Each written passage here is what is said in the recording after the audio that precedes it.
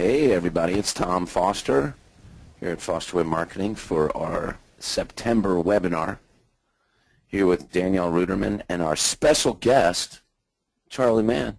Thank you, Tom, for having me. I'm very excited to talk with you all today. So if you don't know who Charley Mann is, you're nuts. But Charley Mann works with Ben Glass, one and only, and handles all of Ben's marketing at Great Legal Marketing. So we're really happy to have you here to help us talk about, you know, shady tricks. And really what happens is, you know, when you move your website, it's like moving your house. There's all kinds of tricks that happen. I mean, not just when you're moving your website, but there's all kinds of shady SEO tricks out there, and that's what we're going to talk about today, right, Danielle? That's right. Well, so many of the worst of them show up when you're moving your website. It's that one big event that all of a sudden pulls up the foundation. You have to see all the dirt underneath. Yeah, and it's, you know, people don't, we have seen lots of interesting things happen where we're not going to, like, say anybody's name, are we? We're going to call anybody out? Danielle's is shaking. Well, Charley might. I have no control over what right, Charley might blurt things out. I'm compulsive like that, you know. So anyway, we hope that you will glean a lot from this presentation. There's a lot of great information in here, and we got an hour, so let's get started. Oh, but before, if you do have a question that you'd like us to answer during this webinar, please just put it in the little question doohickey on the GoToMeeting toolbar there, and we will go ahead and bring it up and answer your question if we have time. So let's go ahead and get started, Danielle. All right. Hold on a second. All righty. All right. So what are you going to learn today? This presentation is all about the shady tactics used by unethical web providers. And like Charley said, a lot of these may be going on and you're just not aware of it, but it can absolutely wreak havoc with you if you try to leave your provider, or it can cause issues. These things can cause issues for you after you've actually left. So we're going to go through some of these things so you're aware of them and you'll know what to look for. And then we're going to give you some steps to take before you leave. So if you are thinking about leaving your web provider or you just want to protect yourself in case you do someday, there's some things you can do. And then we also have some steps you can take after you leave to ensure that your site doesn't suffer. And how do we know this? How do we know this stuff, Danielle? After having taken over probably close to 1,000 websites over the years, we've taken over a lot of websites, everything from the big name providers that you've all heard of who provide legal and medical websites. We've taken over sites from those guys. We know each of them have their own issues that they bring with them, and we are aware of them.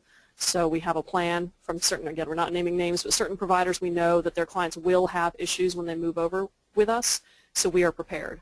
And we've done everything from the big guys to small mom-and-pop providers, and it's just amazing the variety of things that can go wrong when you try to move your website if you're working with someone who's not quite on the up and up.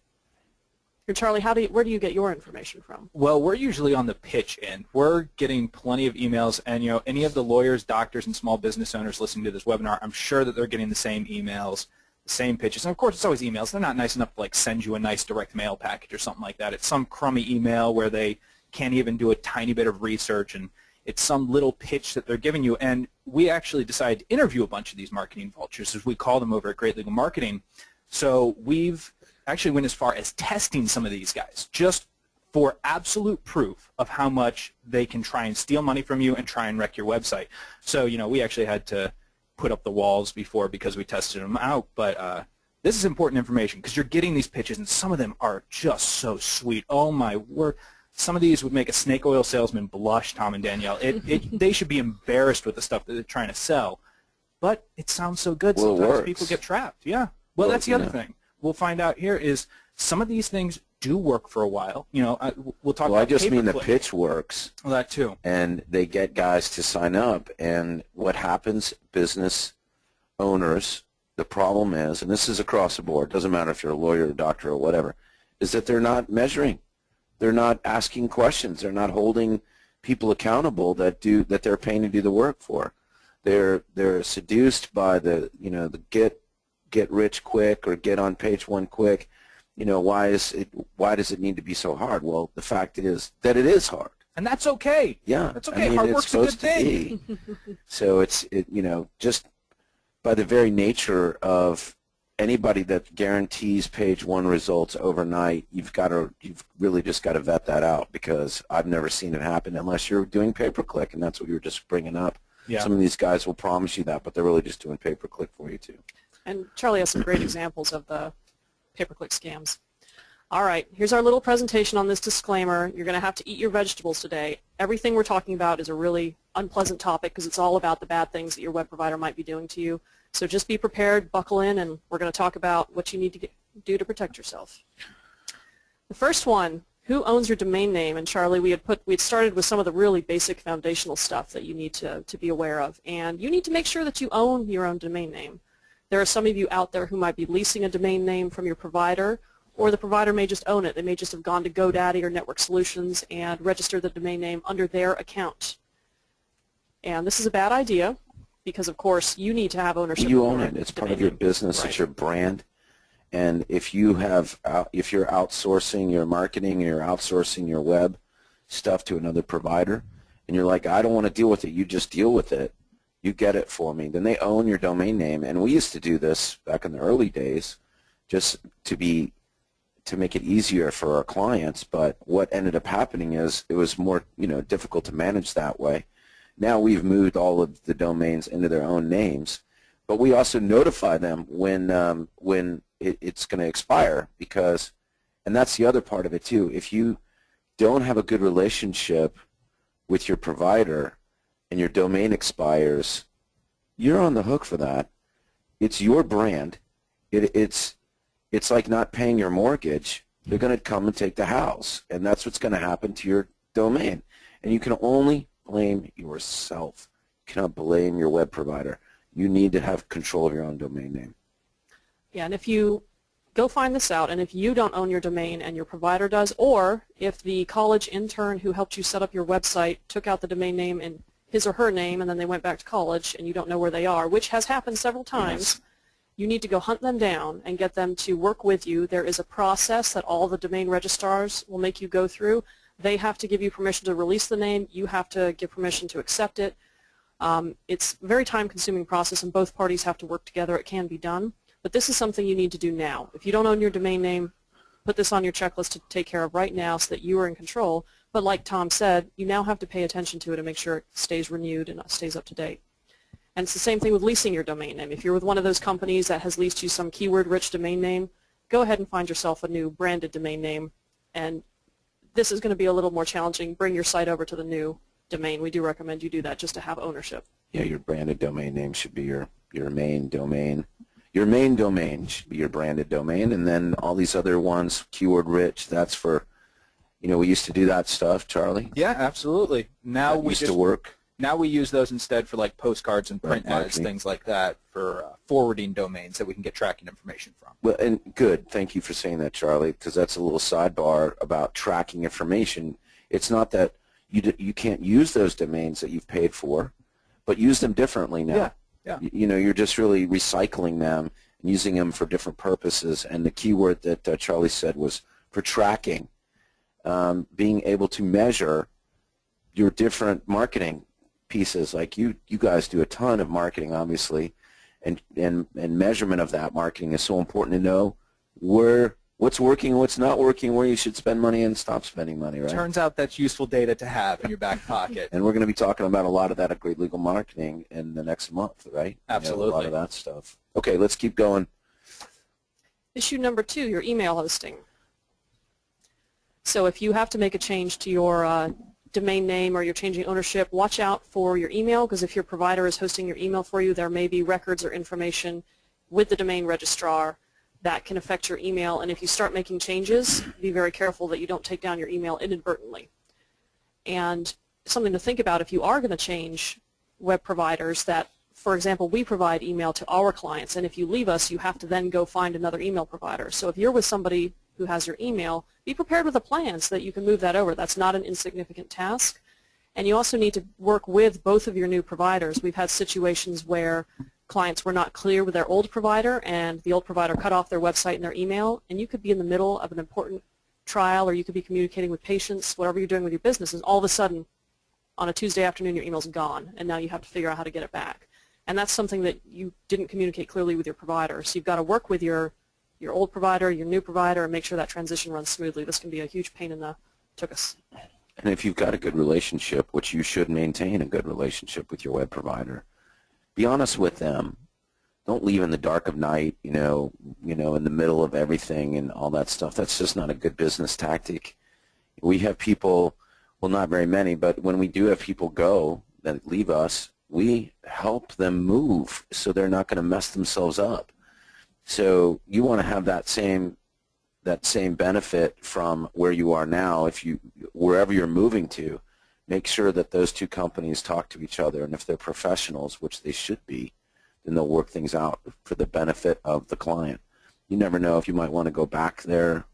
But anyway, I mean, it's no different than moving a house. You don't have anything against your old house. It's just time to move on. All right. And yes, we have seen this fall apart because you do a domain transfer, you change your entire DNS and it moves everything over, but maybe you have your email hosted somewhere else and they completely whack it out, and then you have no email, and it's big trouble. Be very careful screwing around with your GoDaddy and Network Solutions accounts. You need to trust the people that you work with on that. All right, the number 3 to watch out for. Your logins. All of your login data is with your provider. Okay, so you've got many, many accounts that your web provider is probably working with, everything from the aforementioned GoDaddy account for your domain name to your Google Plus business, all of your social media accounts. If you're an attorney, maybe Avo and Justia. If you're a doctor, maybe your provider's helped you set up your health grades. Yelp, review sites, your local citations. All these places require a username and a password to get in and change the information. And what a lot of providers will do is they will open accounts in your name using their master account. That makes it easier for them. It's easier for them to manage. However, it now means that all these listing sites, including your Google Plus business, are under somebody else's name and they have control. And in some cases, you may not even have the login information. So what we recommend is that you go find out all these places where your website's listed and all these tools you're using, your Facebook, your Twitter, everything else.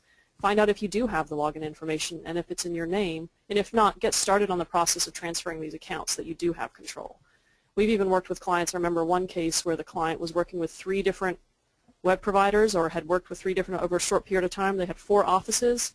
2 offices were under one login for Google+, 1 office was under another login, and the 4th office was under yet another login. And it was a huge pain to get them all transferred under a Google account for the business. But they had to do it because they didn't have access. So go research this now. Start moving these accounts over. It is a process. If you try to move your Google Plus business, it can take several weeks. A lot of these things can be done. It's just don't underestimate how tedious it can be, especially if you're working with a provider who's not terribly helpful, which sometimes some of them are not. We also recommend that if you do need to give access to your provider, that you give them some kind of management access. They can go in and make changes, but it's not the admin account. For example, Facebook will let you do that. You can give manager access to different people, but they're not the full-on admin, so you'll be able to turn off their accounts if you need to. On the other hand, some of these places you need to give them their login and password. And if you do that, just keep track of all your logins and passwords and change them after you leave your provider so that they don't continue to have access. You'd be surprised how many people do this. Well, and you should also keep a spreadsheet. We talked about this, of all your username and passwords. It's no different than, how do you maintain your bank passwords and all that stuff. We know it's a lot. I was just talking about that with my wife, about all the passwords to all of our stuff, and how do we maintain it. I don't want to keep one of those password things online. Yeah. So, I mean, old school, write it down and keep it updated. But it's yours. Once again, this is all part of your brand. All of this affects your business, and by giving control away to a third party that is not you or is not vested really in your success, you're just relinquishing all control. And you're going to, every time you're going to go through this nightmare of, oh, where's my Google Plus login? What is that again? Don't be that guy that's like, oh, I don't know any of that stuff. I need you to do all that stuff for me. Come prepared. Be prepared.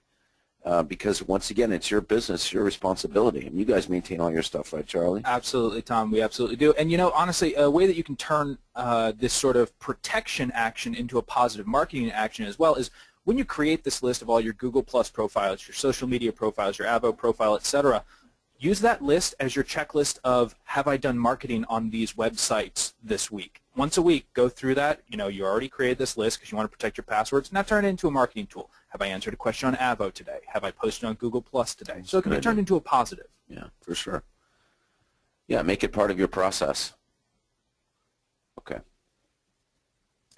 All right, item number 4 to watch out for is, do you have access to the analytical data for your website? So you want to check your site and see, do you have access to Google Analytics, Google Webmaster Tools, or some of the big law firm sites use Omniture. So find out, ask your web provider, do I have analytics on my website? Is there something I can have access to? And I just put a little, the red here is what a Google Analytics code looks like. So if you're a little techie, you might be able to look at your source code and figure out if you have analytics installed, because sometimes many providers will set that up automatically. We do that. We have Webmaster Tools and Analytics on every one of our sites. That's just a good practice, and your web provider may have it, you just don't realize it. And you should be able to get the login information for these tools, and if they don't give you the main login, you can certainly get some kind of read-only or lower-level access, so at least you can get in and look at the data. And if you don't know what you're doing, work with somebody who understands this so that you can get in there and have access to your analytics. And ask your provider, hey, if I have these codes on my website, can I keep them when I leave? You want to ask them. The great thing about that, if they let you do that, is that you'll be able to have historical data. So you can see what was going on your website, what pages were being found, all of that information. You'll be able to see that for your old site and for your new site. Sometimes that may not be possible, and that's not necessarily a shady thing. It's just not possible to transfer some types of accounts. But you can ask your provider to add your own codes to your website before you leave, so you can start collecting your own data, and that way you'll have some consistency. You'll be able to see what happened before you moved and what happened after. So see if they're willing to do that. I would also say if you're not getting Google Analytics from your provider, that's like a big red flag that something's wrong. It's a little 101, yeah. I mean, we were just at our top practices summit this past weekend with a bunch of doctors, and many of them had no access to their analytics, and they had no idea how to get it. Once again, that's a crime against you as a business owner, not knowing, your own. That's like not knowing your own bank account, your own finances. I mean, I check my Google Analytics data all the time. I mean, it's so important. So we keep that data archived for ourselves just because it's important to be referencing it. It's important to know it. In all honesty, I check it so often that if suddenly Google Analytics were to disappear, I could still tell you the number of web visitors in April. Like this stuff is essential. So preserving access to this, making it super important, so that way you can make smart decisions when you move on to the new website. That's essential, and it helps the next team improve. Right, so we suggest that you store 6 to 12 months of analytical data before you leave. This will give you a historical record. There are ways that you can extract data from these various tools. In a perfect world, you'd have 12 months of data before you leave, just so you can look for seasonal trends, because you may find that certain pages are going to do better, especially motorcycle accidents. During motorcycle season, you should see traffic to those pages come up, and it'll drop at other times. So you don't want to freak out if you don't understand your annual trends. So if possible, 12 months worth of data is ideal. And you also want to store your lead data. You want to know how many leads that you're getting month to month, so that when you go to your new provider, you'll know if there's an issue. If all of a sudden you went from getting 40, 50 leads a month and all of a sudden you're getting 3, you can prove to them, hey, I kept a record. A lot of times you may remember falsely, oh yeah, I was getting tons of leads, but yeah. So if you have that proof, you can work with your new provider. And like Tom was saying, you want to be able to hold your providers accountable, and you want to be able to measure your success, and you can't do that unless you actually have the data and have access to the data. And our last point here is that having access to analytics can help you decide which content you want to move to your new website. Those of you who have been in business for a while may have hundreds, even thousands of pages of content. Maybe you've been blogging for years and years, and it can be a big pain to move thousands of pages from one website to another. And you don't necessarily need to do that. If you have good analytics, you can take a look and see what content's actually getting visits, because probably some of your older posts, or the ones that aren't that great, just haven't gotten any visits in the last 6 to 12 months. And really, do you want to pay to move those over? It may be time to just redirect them, delete them. You can come up with a plan. Edit them, rewrite them, but that you want to move over what's getting traffic already. And to that point, like what you said, Danielle, is if there's content that should be getting traffic that isn't getting traffic, then you can edit that, and it might just perform better in a new system, a new architecture, a new code base. Another thing, the reason why you want to do this is one of the shady tactics that we see, is that we've been doing analysis on clients that come to us, much like when you go to the doctor's office and you say if you've had, issues with this, pre-existing conditions, all that, yeah. Right. And because what happened is that we would take a new client on, and then all of a sudden we would absorb all of their issues and spend months undoing the work of another provider. So we've done 250 analysis. And what's interesting is they'll come with a certain backlink profile, which is hurtful, but we know what it is, and we're able to many times fix it. It takes time, but we're able to fix it. But then, strangely, another backlink profile will appear, and which is different than the one that we saw when we first brought them over in a little bit. And then also, the client will tell us that they're getting calls from other provider, or that same provider that they came from, saying that that they see that they're having problems. And it's consistent. And I'm not naming any names. I so want to, but I guess we're holding off. But I mean, we don't really have any proof other than what we've seen over and over again. Yeah, like I was saying earlier, that we know clients who come from certain providers will have issues, and there's clients who come from this certain provider. We know that they're going to have backlink issues, and we know that for months or even years after we take their site over, they're going to continue to have backlink issues. And whether that's the shady marketing they were doing at the time continuing to propagate, which we'll talk about in a few slides, or whether that provider is doing something to try to bring the site down so they can win the client back, we don't know. It's easy to speculate, but we know certain providers are going to have that particular issue. It's a tactic, and it's a shady tactic, and that's what we're talking about here. And part of this is protecting yourself from these shady tactics, and getting your analytics is critical. So you know that, once again, we talked about measurements. You can measure. This is a big one. Leased content, number 5. So I urge all of you with a website to check your contract. There are some big legal marketing providers out there, and they lease you your content. You do not own it. This means that if you want to leave, you cannot take the content on your website with you, and it means, guess what? You get to start from scratch. Or you can pay them a hefty sum. We've seen amounts as high as $60,000 to take your content. So you can pay them for the privilege of taking the website you have spent years building and spent years paying them to build for you. So be very aware of this. If you find yourself in this situation, before you leave, have a plan. Start building up an inventory of content that you own, or prepare with your new provider to do a content search so you can launch a website that actually has a lot of content on it, so you're not just starting over with this thin website. And you want to be very sure when you work with a new provider, if you have leased content, that they only bring over what you own. There are some cases where there's certain blog posts that you wrote while the company leased you the rest of it. You want to be real careful because it's on you. It's not on your new provider to know this. You're the one who has the contract with that provider who leased you the content. You need to make sure you only take what you own, because you can get in big trouble for that. And a little tip here, when you move to a new provider, make sure that they correctly redirect your content.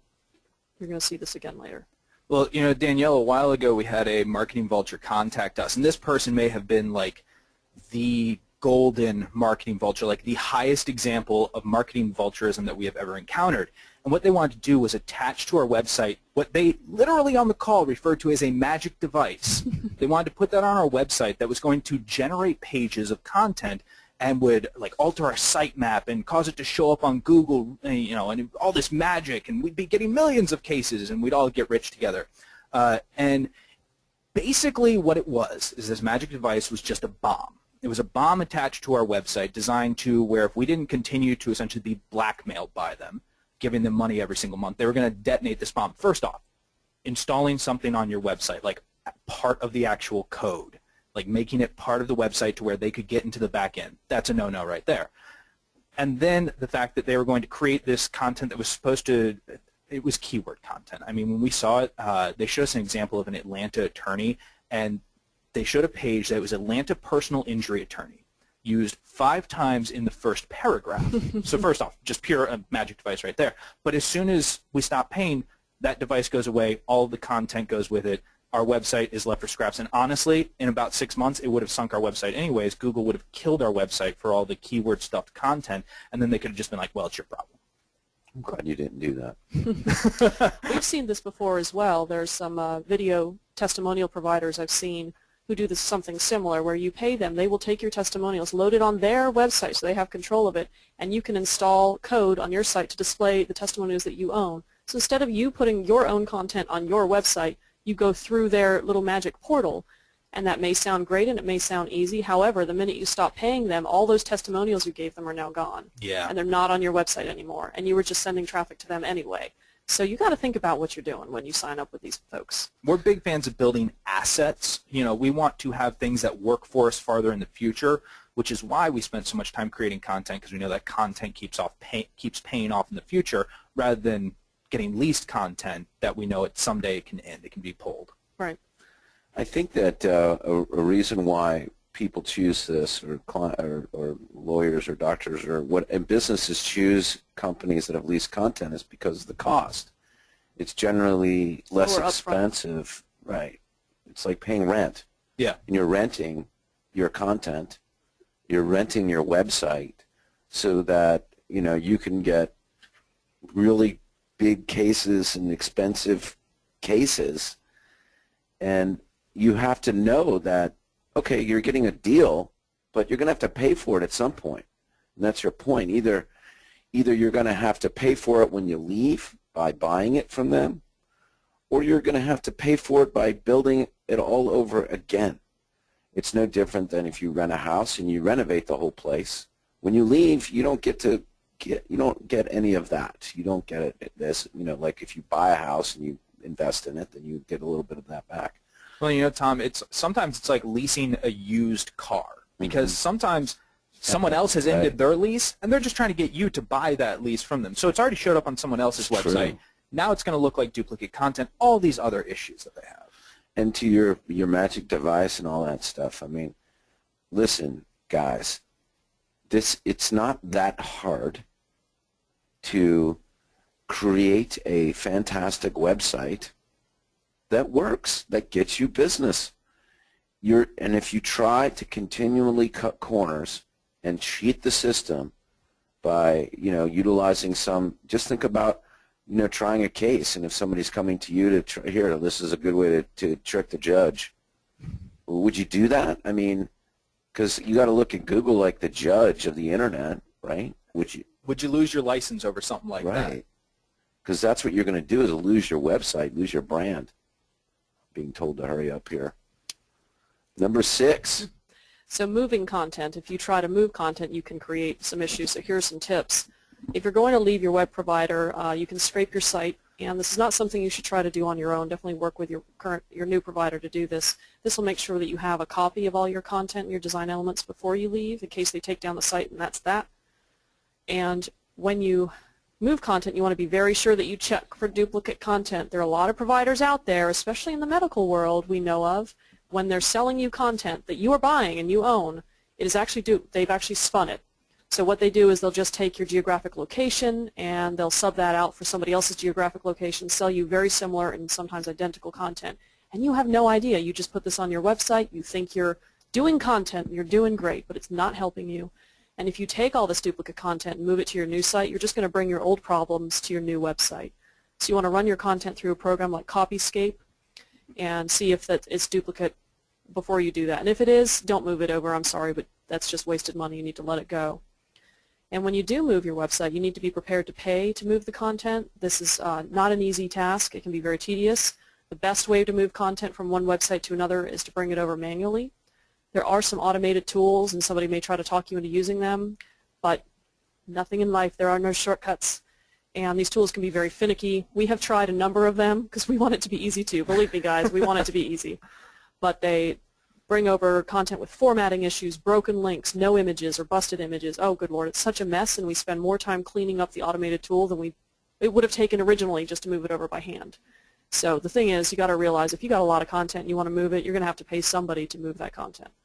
So just be aware of that. That's going to be an expense. And this is why we told you to have analytics on your site, so you can take a look and see and make sure you're only moving the content that matters to you, because this is going to be a cost. And again, your new folks, you want to make sure they know how to move content, that they do it correctly, and that they redirect, which means they're basically at a code level. It's telling the Google and the other search engines that here was my old web page, and it's now over here at this new URL. so you don't lose any of your sites and you don't lose any traffic or links you were getting. And there's also some changes you need to do in Google Webmaster Tools when you move a site, so you want to make sure your new person knows how to do these things. That college intern you hired to build your new WordPress site, maybe they're not so up on all these techniques. Yeah, and you know, Danielle and Tom, these terms like 301 redirects, Google Webmaster Tools, backlink profiles, disavow files, people listening to this webinar should be making a checklist of these terms, and they should be running these checklists by their future web provider, because if they don't know what a 301 redirect is, you're dealing with a junior. Yeah, run as fast as you can. You know, lock it up. Make sure that they can't get anywhere near your website ever. Those people are the junior folks who are just looking to throw up a WordPress site and have some theme that they purchased off of some website on it, and they're going to overcharge you for it. That's all they want. They're not interested in actually having like a holistic web marketing approach. Well, and a lot of these guys, they're good designers. You know, it's about the design, and that's how they trick people. And it's not even, not everybody's bad. Like, hey, look, I can do. They just don't know. Right. This is a beautiful design. I mean, we have designers here that do great designs that have no clue what's going on in the SEO world, and you know, running 301 redirects. They don't know. They know how to make designs. So yeah, you're right. You need to ask them these questions. I mean, there's a few questions that you can ask that will tell you, if they don't answer right, that you'll know that you shouldn't be working with them, that they don't really know their stuff. Yeah, I can't tell you how many times I've taken customer service issues or answered some questions, and I've talked with the new provider or talked with a new marketing person working for a firm, and you can tell they're more of a design, that they're great with the visual, but they have no idea what they're doing. And you may have hired them because you saw something really, really pretty and really, really cool, and they would do anything for you, but they don't understand the back end. Yeah, I mean, there's a difference between the web provider, which is really like what we do, where we provide all of it, and then a designer. And a lot of times you can find a designer, like what we'll do, that will work with your web provider. Sure, you come up with a design, we'll make what you want. So just be careful about that. The other thing, just think about, this is like moving your house, you know, moving the furniture from one house to the other, or moving your dishes. I mean, who do you want to do that? Like, exactly, you don't want to have like an automated tool to move your dishes. How many dishes would you break if that was and that's the point here, is that it needs to be delicately done, and that time needs to be invested in the preparation of moving content over. Content is the lifeblood of your website, and if you do it wrong, you could hose your site. So take the time to do it right. We do thousands of these every day, and it does take time to do it right. All right, number 7, if your provider's relying on PayPerClick, and there may be some cases where you don't realize that, because there are some providers who promise you they either guarantee leads or they guarantee to get you on page 1, and that's very easy to do with PayPerClick. How, Charlie? You buy their branded name, right? Yeah, so this is one of the cases where we actually invested in some PayPerClick to test out one of the marketing vultures, because we knew PayPerClick, the worst thing that's going to happen is they're going to drive some garbage traffic to our website. It's not like we can sink our entire ship. But we wanted to see, you know, how good are these folks. So we invested in some PayPerClick marketing with an outside vendor, and gosh darn it, he managed to get us a few leads. So I decided, well, how did he actually manage to do that?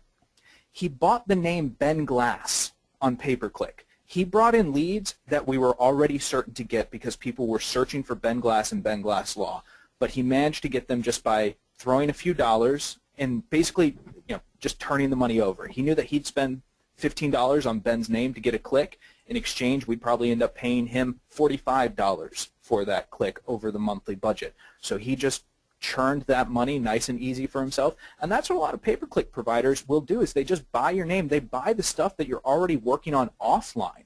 All this marketing that you're doing offline, whether it's a print ad or on the radio or on television, so that way when someone searches for you in a normal organic search, they just grab that stuff. And PayPerClick is a very easy thing to do compared to all the work it takes and the knowledge it takes to do some of the organic, you know, optimizing your website, writing really good content, making sure your local profiles are in good shape. There's a lot of things that your provider could be doing, but maybe they're just spending it on PayPerClick. And you need to know this, because if you leave and you think you're going to take this wonderful website you've built and take it somewhere else, that PayPerClick stops, and all of a sudden, no traffic, no leads. Yeah. Well, this is also why it's important, Danielle, that if they are running PayPerClick, let's say they are bringing in leads for you with PayPerClick, you need to be doing something with the leads that you are getting. You need to be building a herd out of those leads. So if you are moving from someone who has been pay-per-click heavy and you haven't been keeping a list of the people who come in and keeping a database and mailing them a print newsletter or keeping in touch with them with an e-newsletter, things like that, then you really are sinking your own ship. So if you have a pay-per-click provider through your web provider, you need to make sure that you're using it to build a list, because it's like getting your analytics data that you then bring over with you. Now you get to bring over this list, which is going to allow the website with your new web provider to be even more powerful, because you'll be able to stay in touch with the list and send them to the new website. And we just did a priority list of the 9 most important things to do, and pay-per-click was the last. And so, people that know me, I'm not a big pay-per-click fan. And here's why. Danielle said it. It's easy to set up a pay-per-click. Google makes it very easy for you to give them your credit card information so they can charge you ridiculous amounts for click-through. And lawyers are notorious for spending the most on, $80, $90 a click. Sometimes you see that out there. And there's ways that you can do pay-per-click, and there's very good pay-per-click consultants out there that are able to shave that down and get you a good, return on investment. So once again, I don't recommend that you do this yourself. It's just going to cost you a lot of money. You think that, hey, I'm doing it, it's working, yeah, but it could work so much better if you had somebody that knew what they were doing. Yeah. No different than, trying your own case, or if you get hurt, you're going to be your own lawyer. Sure, you might be able to do it, but it's going to cost you a lot, your time and your investment, in your energy. And you have to watch out for some ethics stuff as well. We found out that there were a couple of folks, actually up here in Fairfax, who are running pay-per-click ads that use the term best lawyer, and you're not supposed to advertise as an attorney with the term best. So you can actually have an ethics violation that could, hurt you. Yeah, it could really hurt you. If it's bad enough, you lose your license. Right. We had a client here in Virginia, and their content provider was putting best attorney everywhere. Yep. So that's a big no-no. But the point of this slide, where you just may not be aware that your current provider is really relying on pay-per-click to keep you on page 1 and get you leads, and if you leave, you would lose all of that. So, if you're thinking about leaving your provider, know what they're doing and be aware that if they're doing something maybe a little shady to get you leads or get you traffic, you may need to invest in pay-per-click when you move your site just to keep it up and running while you build your organic presence. So pay-per-click done right can work. It does work for a lot of people, but it should not be the only thing you do. Right. Because the minute you stop paying for it, you're done. Gone. You're not getting traffic and you're not getting leads. So you need to make sure, start now if you're really relying on pay-per-click. We want you to start diverting some of your monthly budget towards building up your organic presence so you have a strong foundation. And if you choose to layer pay-per-click on top of that, great. But at least you have that foundation that you're continuing to feed. And make sure that you're measuring what kind of leads are coming from pay-per-click, because just because you're getting clicks and you're getting leads, that doesn't mean that the kind of cases that you want. And so if you're spending, $70, $80, $90 a click, and it's, for a, case where your fee is not going to be very much, that's not a really good investment of your money. Whereas organic, generally across the board, has a much better conversion of better cases and clients than pay-per-click. Pay-per-click is generally around those vanity keywords, whereas your organic traffic is more about what people really search for. Now we have a question. I have heard that organic is now less important because of Google Local. Pay-per-click and Google Local take up most of the first page now, and organic is far down. Thoughts? And actually, that's not entirely true. There was a recent update that was done by Google, which has been nicknamed the Pigeon Update, and what it did is it tried to bring the way that Google Local works and the algorithm for Google Local, bring that closer to organic, so there's less distinction between the two. So organic is still very important, and it's just that Google Local isn't as distinct as it used to be. It's now more in line with the way the organic rankings are done. And also, there's many cases where there are fewer Google Local results, whereas you used to see what they would call the 7-pack, where you'd have 7 local listings on page 1. There might now be 0 local listings, or there may be only a 4-pack or 4 local listings. So it can actually be harder to appear in the Google Local. But you've got to keep in mind, Google has made those algorithms tightly, integrated them a little more tightly so they're more similar. not the way it used to be where Google Local was so distinct. So yes, organic does still matter. Yeah, and I would just like to add to that that on long-tail searches, you're not going to get the local search anyway. I mean, on those specific, you were going to say that, Charlie? Yeah, exactly that, yeah. Yeah, I mean, and those where, I mean, is that your experience at Ben's, that those where the best cases come from, those long-tail searches? You know, for us, we're more likely to get a better client out of someone who's searching about insurance information in Virginia to pay my medical bills. Mm-hmm. Someone who calls us because they found that information on our website, they're going to be invested in using us as their attorney as opposed to someone who's searching for, say, Fairfax, Virginia personal injury attorney, because you know they're just shopping the list. Right. They're shopping the list. So I would rather put out the bait for those better clients than waste all my time worrying about, you know, all that vanity stuff. And whoever answered, you know, asked that question, I mean, you really need to measure, look at where your conversions are coming from. You have to ask those questions, otherwise you don't know. Otherwise, you're just like, I'm just, you know, floating around a sailboat with a rudderless sailboat, because you don't know. And so this is what we do know. We do know that the better leads, the better conversions come from long-tail organic searches, and not, I mean, like, sure, you're going to get stuff from the local, but generally it's going to be brand specific. It's going to be based on your brand. It's going to be based on some kind of geolocation and service search. So if you want to get the big ones, though, it's got to be all on the organic long-tail side. We actually have a question about so-called lead generation firms, and just came in, and guess what? Our next slides are about lead generation. So we're going to go through the slides. Woo! Perfect timing. And then we're going to answer this question. So the lead buying crutch. So if you are working with a provider who either guarantees you leads or is providing you leads, there may be some issues you face if you try to leave them. The first issue with buying leads, and this is a big one near and dear to Charlie's heart, is that you have no control over the quality of the leads that you get from these companies. Yeah, this is true between lead buying and pay-per-click. Honestly, I could easily, anyone can start up a business on this kind of stuff just based off of pay-per-click and provide, you know, with really big, bold quotation marks around it, sarcastically, leads to law firms. That doesn't mean that they're good leads. That doesn't mean that they're valuable leads. That doesn't mean that they're leads that are actually going to make you money. As a matter of fact, a lot of times, in our case, we tested out a little bit of lead buying stuff. Again, one of our ventures into those marketing vultures, so we would have this data. And what we got were a lot of fender bender cases. And at Ben Glass Law, we are looking for cases that have significant physical injuries. We don't deal with property damage only cases.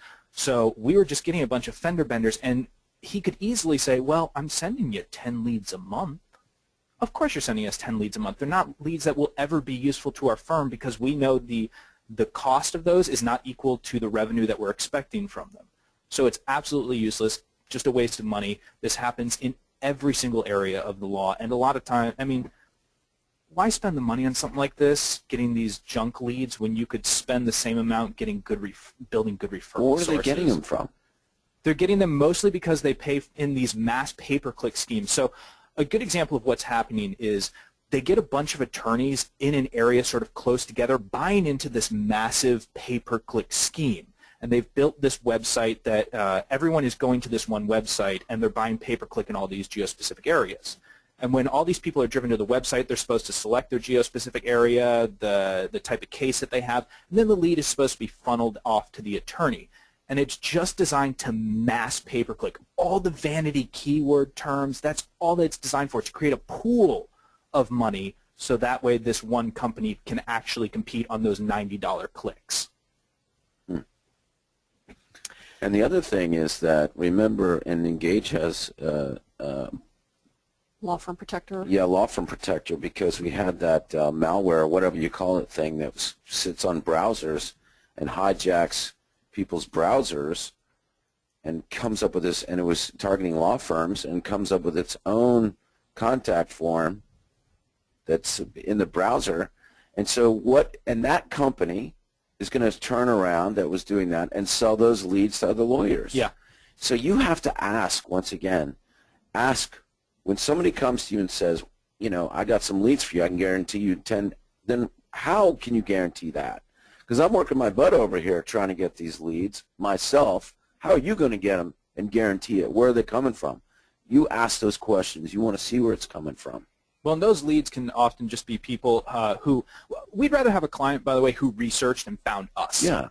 Rather than someone who's coming through, and again, I'm trying my best not to name names here, but someone who has come through that other funnel where they think that they're going to deal with some law firm that's named that, and then all of a sudden Ben Glass Law is trying to get in touch with them. It doesn't line up. You have to work on the sale, so the lead becomes a harder conversion process. I mean, it's a nightmare built on a nightmare. So the thing to keep in mind here is that if you are working with, and there are some providers, web providers in the legal marketing space who do guarantee a certain number of leads each month. That's what you pay them for. So if you're depending on this, whether they're good or not, just understand that once you leave, those leads are going to end. So what you can do is start investing now, just like with the pay-per-click, start investing now in your organic growth so that you have another source for leads once you leave. And as Charlie said earlier, if you are getting these leads, whether they're good or not, enter them into your herd. Have that database of people you can reach out to, follow-up campaigns, email newsletters, print newsletters. Make use of these leads you're getting. Even if they're just those fender benders, you can still add them to your herd and you can still drip market to them and turn them into referral sources. Yeah, you can still produce value out of this. I will give the caveat that we have a couple of folks who are using some sort of lead buying sources, but they're usually of the highest quality and they deal with very few attorneys overall. And they're more or less a high-end pay-per-click provider, but they sell leads out as well. And the thing about that is you're going to still get a lot of leads that are not great, but you have to build that herd, those foundational principles of marketing, put them in the database because, yeah, their case may not be perfect today, but they may know 3 other people in their community who could use your services and who would be a better fit for you. So if you're going to do something like this, you have to have the full back end for it. You got to be gathering these leads. Yeah.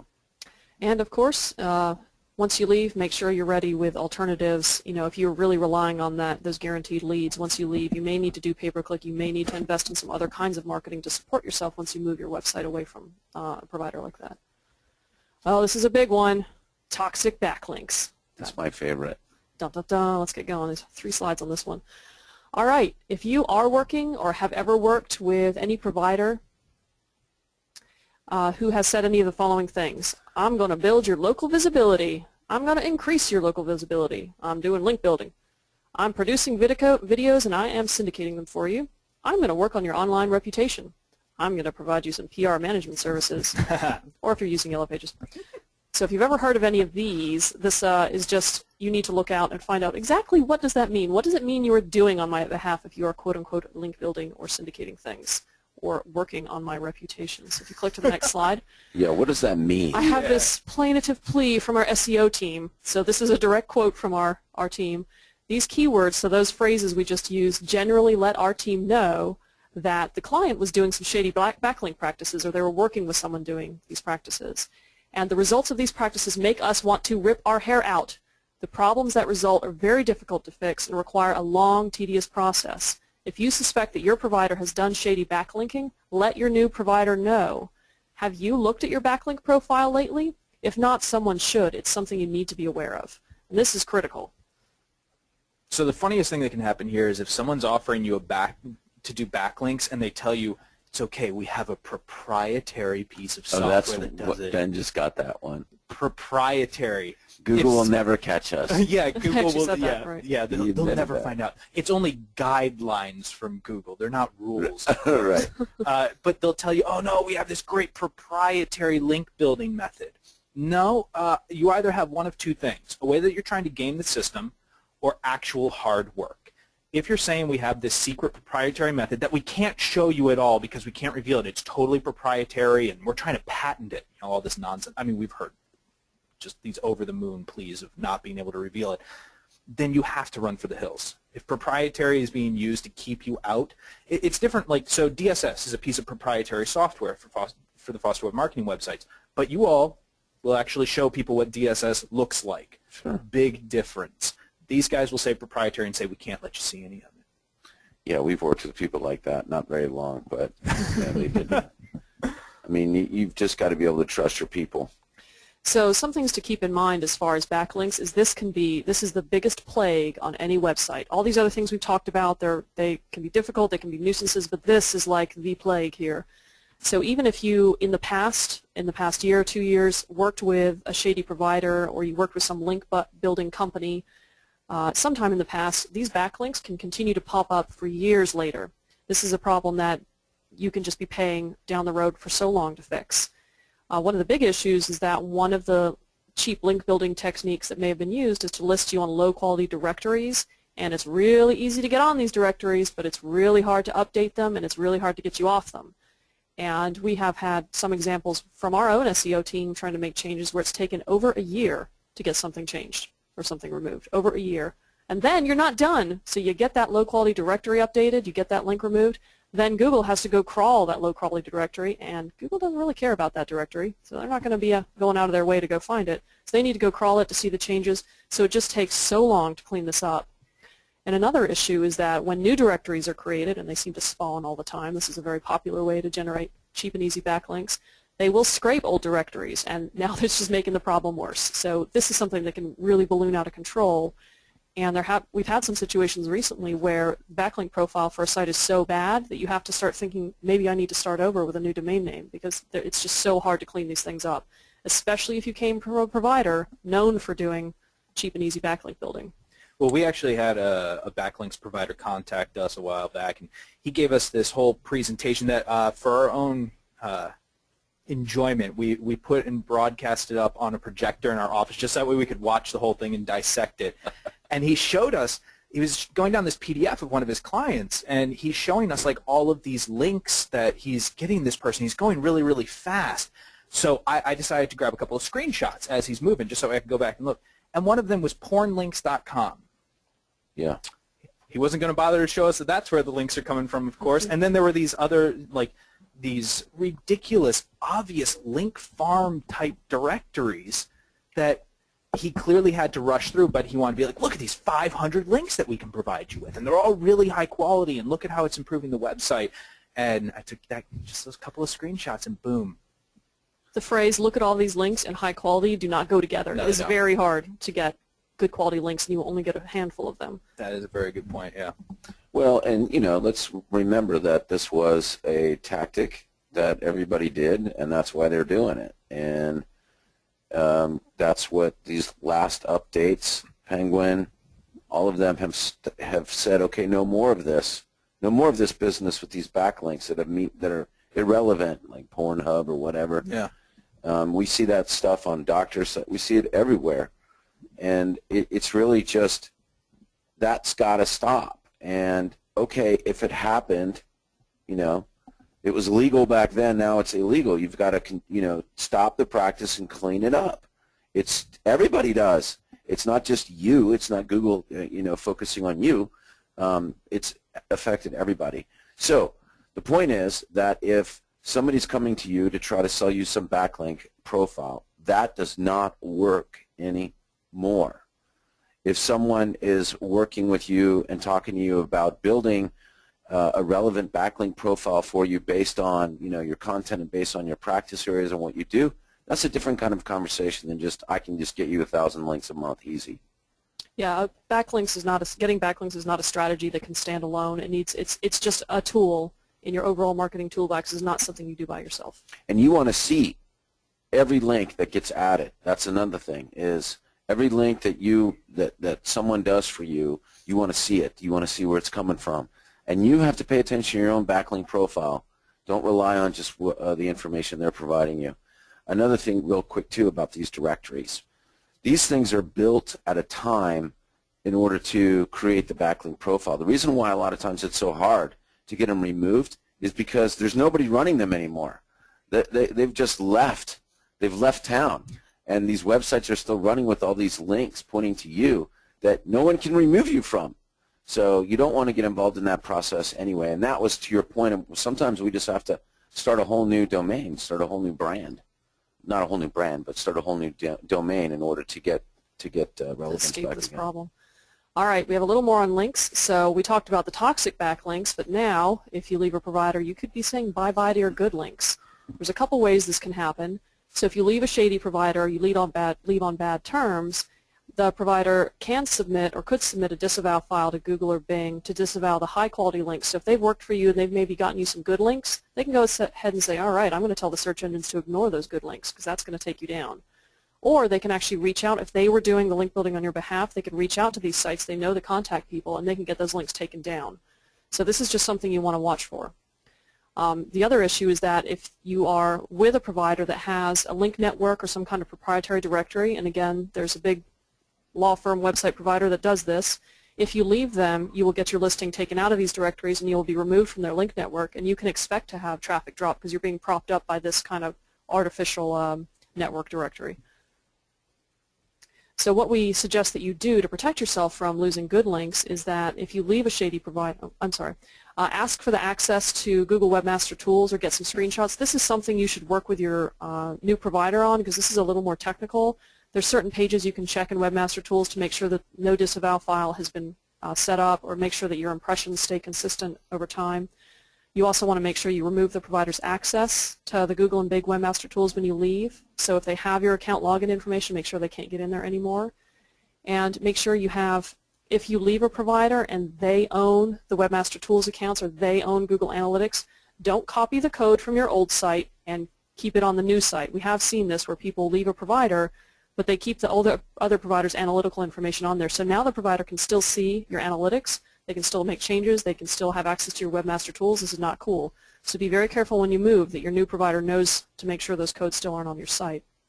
And then the biggest piece of advice here, down in bold, check your backlinks and monitor both the good and the bad ones after you leave. You know, we spend a lot of time talking about bad, toxic, low-quality backlinks, but you also want to keep an eye on the good ones and make sure they don't disappear.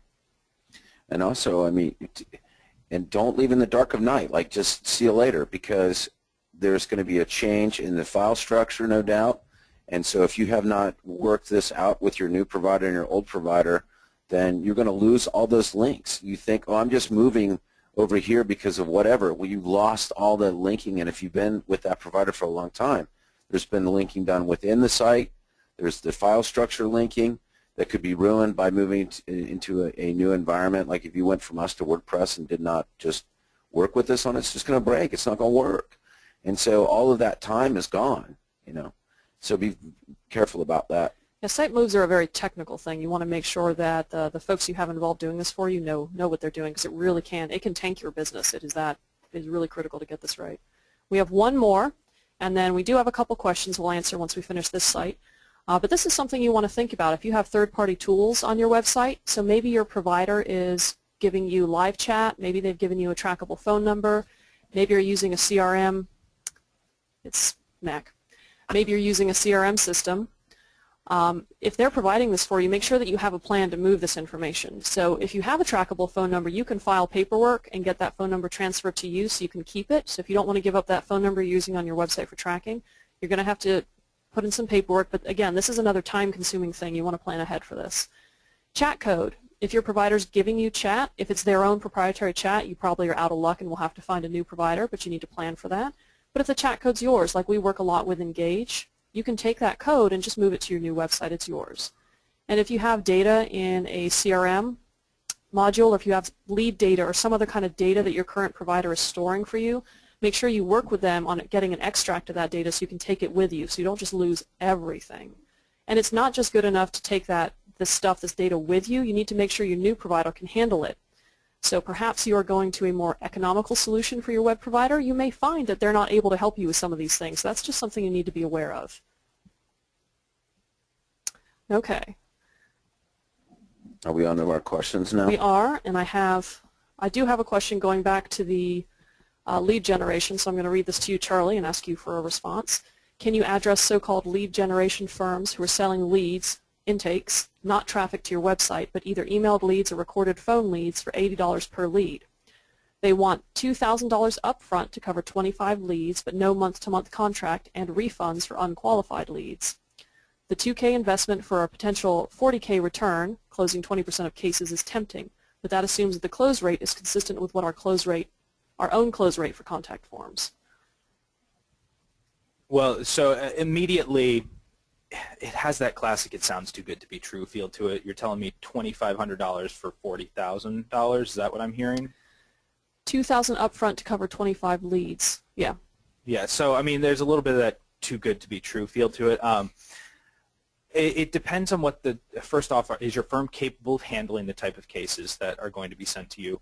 who is in control of the closing? Is your own firm in control of the closing, or is this other lead generation firm in control of the closing? You really have to examine the ethics rules on something like this, because what is being represented to the client at the time that the intake happens can be very important in terms of the ethics for actually getting that case into your office and whether or not you can handle that case. You don't want to deal with this other company's potential misrepresentation of either themselves or your services once you're actually delivering on the other end. And then the other thing is, if these cases are so magical and so good, what can you do to lead generate on those cases? Because if these cases are that easy to get and that profitable, I can assure you that if you work with a web provider, if you work with folks who are smart and capable, they can help you build the content, the links, the pay-per-click, whatever it is that you need to take control of that lead flow for yourself. And then you build an asset rather than become reliant on someone where you have no control over it that may have potential implications for your own law license. Yeah, I mean, I would be careful. $2,000 is a lot of money to pay somebody to write some content for you, right? That's, and I would also question what kind of potential client just goes to some website without doing any research on the lawyer himself for a big case that's worthwhile.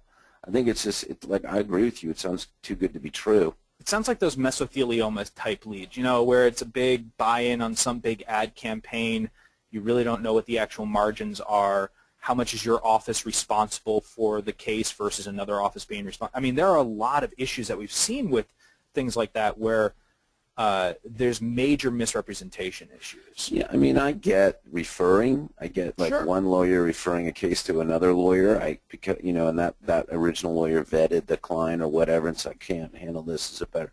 I get all that, but I just don't get how these blind leads for people with a need for a personal injury lawyer, any kind of lawyer, is just going to go to some unbranded website and just give them their information. What kind of good case could that be anyway?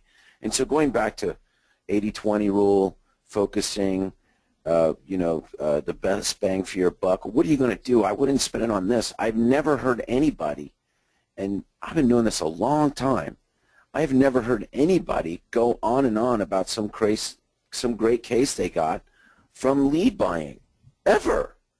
Yeah. That is not any I've ever heard of it. The only I've heard of people trying it, like what you're telling me, I think that Brian Beckham and VB Attorneys has told me he's tried it, and they didn't get any good cases from it. Just a bunch of junk. It wasn't that big of an investment for them to do, and they tried it. But I guess my point, though, is why mess around with it when you could be doing so many other things that are way more helpful? It's the opportunity cost. What else could you do with that? Right, your time and effort. And it's the wasted time. You think that you're actually doing something good. Hey, well, I'll pay these guys $2,000. They're going to give me some leads. And, I can have a vacation now. No, because it's not the leads that you think they're going to be. They're not the value that you think they're going to be. And they got your money. The fact that they want $2,000 up front, it's just not. Well, and these cases could require a lot more than $40,000 worth of work. You're probably going to be sent people who watched a TV commercial, said, I have that, and decided to call in, made some representation of themselves that, of course, the intake person is probably trained to not necessarily turn people away, with prejudice. They're designed to intake with prejudice, so that way leads can be distributed. And all of a sudden you're getting these leads that even if they have an okay case that could make you some money, you will easily end up spending more of your time and more of your own money dealing with the case than you're going to make in the long run. We have one more quick question. Please remind me what the most important review sites are. And this is a client, Jonathan Cooper. And Jonathan, you can ask Zach this question. But since you are an attorney, the most important review sites are going to be your Google Plus Business. It's going to be Avvo. Your site may rank well for Yelp. I'm not sure. You'd have to do a search. And anything else you'd mention on that? Those are the primaries right off the bat. Those are the ones that we play the hardest in because we also know that they're the most, Yelp's business practices may be suspect, but it still shows up. Yeah, they rank well. Their ranking is and the way that they rank is above board. I mean, the most recent update, Penguin, ended up helping out Yelp and all those sites. So I'd work on maximizing those opportunities. Facebook. Yeah, what it really depends, in your area, what you want to do is go search for your main keywords. So you do business litigation attorneys, attorney reviews or something like that. Just see what comes up in your area. There may be sites that rank really well for you. And also look at your own name and your firm name, Jonathan Cooper Law Reviews, and just see what review sites you're already naturally ranking well for and capitalize on that. So there are going to be, in general, some ones you can focus on, but you also want to look for what ranks well for you. All right, some resources. First of all, I'm very excited to let you know that we are working on a book around this content, How to Break Up with Your Web Provider, and we're going to send that to all of the attendees when it's ready, so look for that in a couple weeks. It's still in production. And Now, why would we write a book like that, Danielle? Because we are a website provider, and we want your business because we are wonderful. That's right. That's like Ben writing how to fire your attorney. Yeah, yeah. In all honesty, although it's actually very difficult to do, and he actually advocates that you work out the communication issues, but we don't. Yeah. Fire those suckers. No, I mean, it's the same thing. To be perfectly honest, the reason that you have to play with Google in a certain way is because you have to remember Google's a business, everything's a business, this, that, and the other. I mean, we work with you all. Ben at one point essentially had to break up with himself when he first started coding his own website and everything to start working with Tom. These breakups happen. You go on to better things, and we've been with Foster Web Marketing as long as I've been on board and well before that. Yeah. And if you're concerned about, we talked about a lot of possible issues with your website or your web provider. If you're concerned about your own website, we can help you out. It's something we do, offer free reviews of your website. So we'll do an analysis of your site and take a look at your backlinks, your reviews, the reviews about you online, things like that. And you also get a one-on-one consultation with this. It's not some automated tool that we use. We actually have our folks in our SEO team do this, and then you sit down with somebody from our company and go through the analysis, and we give you recommendations. There is a giant form we ask you to fill out because the more information you can give us about what you've been up to, the better the information we can return. So if you go to fwmanalysis.com, you can fill that out, and we will get back to you with dates and times we can meet. And we actually went through that at Ben Glass Law, and it was incredible. I mean, we use these services all the time. And I mean, why are we doing this? Why do we do these things? Because, yes, as Danielle said, sure, we'd like to have your business. But we also don't want to create a giant mess or be given a giant mess to clean up. And so, sure, we want your business, but we want to make sure that it comes clean or as clean as possible. Or just being aware up front. Before Right. we did these analyses, we would take on a new client and then start working with them after the website launch, and we're like, wow, they've got some serious issues. We've got some serious issues. So it's now going to we take us months to fix. This has been great. It's great for you guys because it is a really good free resource we offer, but it also gives us a lot of data. When you look at over 250 websites and you dig in and see what's wrong, you learn about a lot of the tactics that these other companies are doing. So we ourselves have learned a lot, and it's really helped us be a better company. So we're happy to give that free review because it's good for you and it's good for us. And then it shows up on these webinars through the data that people can learn. Right. Yep. And the analysis, that is free, and like Danielle said, it's a manually done thing that will sit down with you and explain the issues that we find, if there are any, with some actionable tasks that you can take, with some good questions to ask your web provider. Why is this happening, or to make you feel better about your web provider. A lot of times we do these analysis, and I'm like, well, you look great. They're doing a great job for you. You're fine where you are. Or sure, we'd love to have you, but you're in good shape. You might just like to move into a different neighborhood, but there's nothing wrong with your current existence. So we got some big stuff coming up next month, Charley. Charley's been working very hard. Well, we all have been for over a year. Yeah. We start working on this the week after.